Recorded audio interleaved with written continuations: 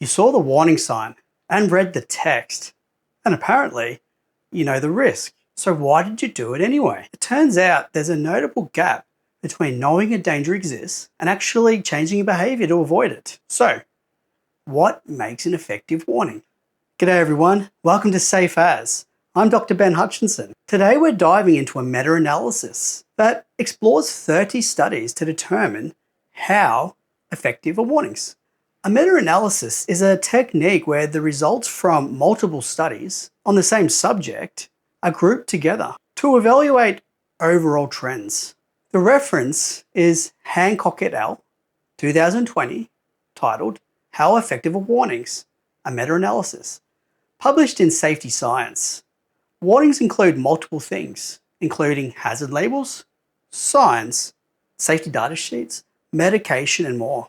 Warnings contain explicit information that, quoting the paper, communicates the existence of a threat of harm. Warnings are part of the hierarchy of control. So while physical barriers can be seen as the first line of defense, warnings are towards maybe the last lines of defense. And unfortunately, they persist as a relatively weak form of protection.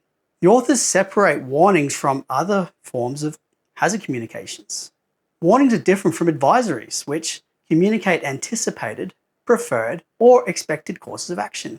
Alerts are also different, which convey useful information, but not the specific information related to the anticipated harm. So warnings are more targeted and specific than alerts. Though the authors note there is some overlap between these concepts. Finally, they say that while physical harm seems to dominate in warnings, there are other forms like viewer discretion is advised. This is an example of a warning against cognitive harm. Before we get into the specific findings of this study, let's cover some of the key variables potentially influencing the effectiveness of warnings.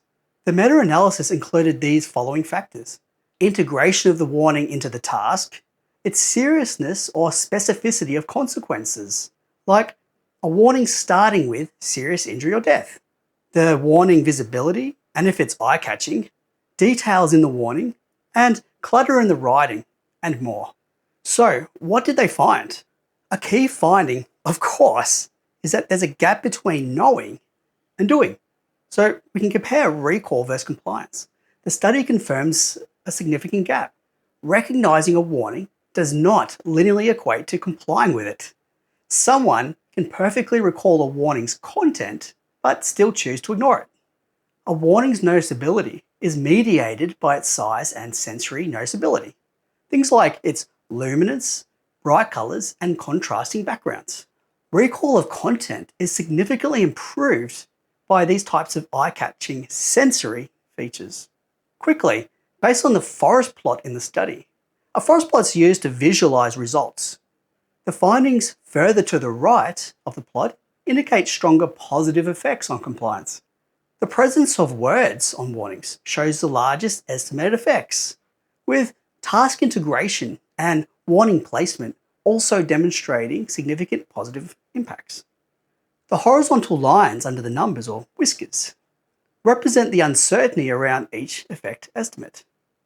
So, there's some imprecision in the results. Importantly, when those whiskers cross the center line, we can't conclude that the effect is statistically significant.